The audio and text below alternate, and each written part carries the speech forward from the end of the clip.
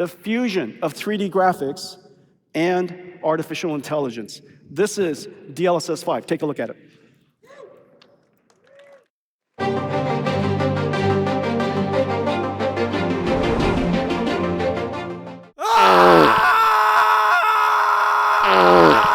Nvidia. One of the most important companies and manufacturers in gaming history. Nvidia was here when I started playing games, and it's still here now when I think about quitting them. But it's not the same Nvidia anymore, is it? Nvidia is doing its own side quest now. It's too busy being one of the most valuable companies in the world, and at this point it's hard to even call it a gaming company anymore.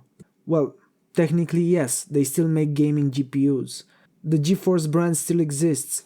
They will still show up at gaming events. They still put dragons and ray tracing puddles in their presentation. But economically, Nvidia is not really built around gamers anymore. You already know why Nvidia is one of the biggest companies in the world. They make the chips and GPUs powering the AI boom. You know, data centers, machine learning, generative AI, all that beautiful dystopian nonsense. In Q4, Nvidia reported revenue of $61.1 billion. Out of that, $62.3 billion came from data centers. That means 91.5% of Nvidia revenues came from data centers. Not gaming, not gamers, not that guy on Reddit asking if his 4060 can run Cyberpunk with path tracing. Data centers. Nvidia could probably drop the gaming division tomorrow and they would still be fine. I mean, the stock market would not suddenly cry because little Timmy can't run Witcher 3 with hair physics anymore. But no. No. No. What? No, don't do that! I thought we were having a nice day! We are... They still wanted to flex their AI-generated slap muscles in gaming. They wanted to release an AI product that would change games forever. What they didn't expect is that gamers might change the AI conversation instead. Because gaming is one of the strangest industries in entertainment. It sits on this very thin line between software and art, between product and culture, between something you buy and something you play, and something you build part of your identity around, because you were 13 and had no friends. And the most difficult part of the gaming industry is the audience. This is exactly why it's so hard for outsiders to break into the gaming industry. Most of them fail miserably, quietly, take their greedy little foot out of the industry and pretend that they were never here. Look, there is a reason why almost nobody managed to successfully enter the console market after Xbox. Gaming is not like selling a phone app or a streaming service. You can't just show up and throw money at the wall and expect gamers to kneel before your quarterly projections. The gaming community has a reputation. Toxic. Oh, I'm a what do you want me to use? You tell me what you want me to fucking use. You fucking faggot. Tell me what to fucking use, huh? Tell me what to fucking use, huh? Tell me what to fucking use to play the fucking game, and I'll fucking work you. You fucking fucking faggot. Pussy. That's right. Yum, I eat dick all day. Yum, I eat dick. You wanna fight? Did you eat dick? Nigga, what a fucking homo. Exactly. You eat dick. This nigga said he eat dick. You a homo, nigga. Loud, entitled, crybabies, that sounds about right. But there is also a very strange kind of unity in gaming. When gamers decide they hate something, there is nothing quite like it. You can see similar backlash in communities like Star Wars or comic books, but gaming operates on a different scale. What I'm trying to say is that the gaming community is relentless. You can argue that this is unhealthy. You can argue that it is toxic. You can argue that a part of the community is constantly looking for something to be mad about, for political reasons, culture war reasons, or schizomaxing, just for the love of the game. But that is a different video in itself. I'm not here to defend the morality of the gaming community, I'm just saying that this is the reality of it. If you piss off gamers, you will hear about it. Forever. This is what executives and suites keep failing to understand when they try to enter the gaming industry. They see games as a normal business opportunity, a product category, market, a consumer behavior pattern, just a slide in a presentation, while gamers do not see it that way. To them, games are not just software. Games are art. Games are culture. Games are memories. Games are that PS2 disc you played until it looked like someone attacked it with sandpaper. There are no passionate Microsoft Excel fans, ready to tell you to off yourself because you criticized Excel. There are no Bitdefenders fans, sending death threats because you said the new UI is mid. But games are different. This is one of the most fundamental tension in the industry, art versus product. And this tension goes deeper. It affects how companies treat developers as disposable workers instead of artists. It affects how management is filled with people who may not understand games, but somehow get to decide what game should be. It affects why so many companies think that they can make the same tired game with different assets and try to sell it to a horde of consumers. But the gaming community can feel when something is fake. Being seen as not genuine is a death sentence in today's gaming landscape. If the audience suspects that the most important creative decisions in your game were made by a committee, the game immediately feels cheaper. Even if the budget was insane, even if the graphics are beautiful, even if the marketing team has already spent 6 months telling you this is a bold new experience. This is why so many high-budget games get slaughtered by fans, while publishers still somehow believe, hey, if people are talking about it on social media, means that people are going to buy it, right? No. Sometimes people are talking about it because they smell blood. Again, I'm not saying that this is always good. The community can be awful, and it can turn criticism into a sport. But I can't help but respect, at least a little, how strong the reaction is when gamers feel that corporations are trying to replace art with product. No other entertainment audience is quite like this. So now that we understand the context of how insane it was to take an AI slop product and put it in front of the gaming community, like it was the greatest thing since sliced bread. Now let's talk about the difference between AI and AI slop. Contrary to popular belief, those are not the same thing. The difference still comes down to that thin line between software and art. Nvidia has used AI in gaming before. DLSS, frame generation, RTX features, all of that stuff has been part of their gaming pitch for years. And to be fair, some of it is generally impressive. DLSS basically helps lower tier cards achieve higher resolution and better frame rates. By upscaling the image, frame generation predicts frames between existing frames, giving the illusion of higher FPS. Ironically, DLSS was made to help lower tier cards, but was used by developers to not optimize their games. Therefore, it ended hurting the lower tier cards. And yes, I know, before anyone starts typing, upscaling itself is not new. Consoles have used different forms of upscaling for decades. Even back in the PS2 era, games were doing all kinds of tricks to maintain performance while still looking decent on CRT screens. DLSS was not perfect, it had problems. Frame generation is useless if your base frame rate is too low. It can add latency, it can create weird artifacts, and DLSS has been absolutely abused by some developers as an excuse to ship poorly optimized games, which is very funny by the way, considering games now take 6 years to make and still launch like they were assembled during a gas leak. But my main point is this. Older DLSS was mostly understood as a tool to improve performance, a tool to help games run better, and help developers get closer to their vision, even if it was not always used perfectly. And you can see the improvement.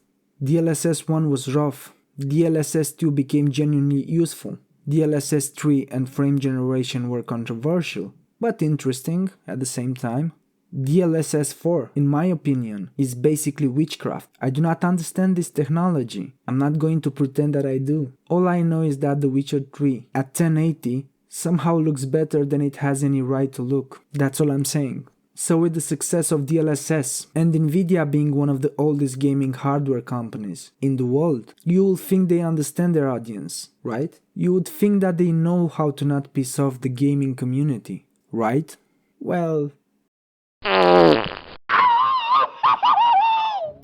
DLSS 5 was revealed in 2026, and the reception was not exactly the triumphant AI victory lap Nvidia probably imagined. Instead, a lot of gamers looked at it and said, "This looks like shit. Imagine being the AI bro who managed to convince Nvidia this was the right direction. Imagine sitting in that meeting after the backlash, slowly minimizing your AI will revolutionize gaming PowerPoint, while Jensen Huang stares through your soul.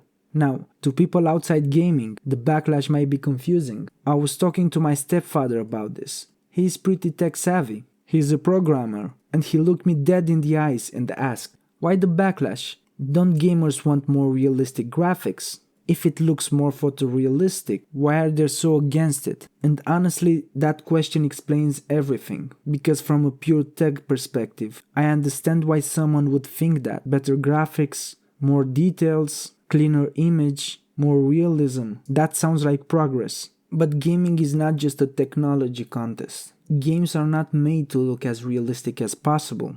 They are made to look right, and those are not the same thing. A game has an art style, a mood, a visual language, a texture, a color palette, maybe even a deliberate ugliness sometimes, a sense of place. There's a reason why it looks the way it looks. A good-looking game is not always the game with the most realistic skin pores. Sometimes a game looks good because it is stylized. Sometimes it looks good because it is limited. Sometimes it looks good because it is weird. That is the part I think a lot of AI people do not understand. They look at a game and see pixels that can be improved. The gaming community looks at the game and sees an artistic decision. And this is where DLSS 5 crossed the line. Previously, DLSS was mostly sold as the same game but faster. DLSS 5 felt to many people more like the game, but Nvidia's AI version of it. That is a completely different pitch. Because now the fear is not just fake frames. The fear is that AI starts touching the image itself. The faces, the lighting, the materials, the style, the intent. And once you start changing that, you are no longer just helping the game run better. You are trying to become a second artist, except nobody invited you. This is why the reaction was so strong. People were calling it an Instagram filter, an AI slap filter, a layer of corporate realism slapped on top of games that already had an art direction. And this is where Nvidia's response made everything worse. Jensen Huang responded to the backlash by saying that gamers were completely wrong. Now maybe Nvidia has a technical argument here. Maybe the final implementation gives developers control. Maybe the presentation was not representative of the final product. That is all possible. But saying that your target audience is completely wrong is probably the worst possible response that you can make as a CEO. This is exactly the problem people have with AI companies. They do not ask if people want this, but they are quick to tell people they are wrong for not wanting it. And that is the core of this whole thing. The AI industry has spent the last few years selling inevitability. AI will be in everything, they said. AI will change everything. AI will transform work, art, entertainment, search, writing, video, music, games, your fridge, your toothbrush. DLSS 5 shows something important. People do not automatically want AI just because it is AI. And gamers are not anti-technology. That is the funniest part. This is the audience that buys $800 GPUs to make puzzles reflect better. This is the audience that debates frame pacing, like medieval theologians debating the nature of God. This is the audience that installs 47 mods to make a 2011 game look slightly more depressing. Gamers love technology. They can't even use that excuse in this case. What they hate though is the feeling that technology is being used to flatten art into product. The backlash around DLSS 5 lit a fire under a much larger conversation about the AI bubble. Not because gamers crashed Nvidia's stock, they didn't. Nvidia is still enormous. Investors are still throwing money into the furnace and calling it innovation. But culturally, something cracked, because when one of the biggest AI companies in the world reveals a consumer-facing AI product in one of the most tech-friendly communities on earth as their magnus opus, and the reaction is still, "This looks like slop," that matters for something. It does puncture a fantasy. The fantasy that AI adoption is inevitable. The fantasy that if something is technically impressive, people will jump to accept it. And once that conversation started, people began looking around. They looked at Nvidia's insane valuation. They looked at OpenAI and the constant questions around profitability. They looked at generative video models like Sora that cost enormous amounts of money to run, which also closed shortly after. After they spent hundreds of millions of dollars. Yeah, they just closed it.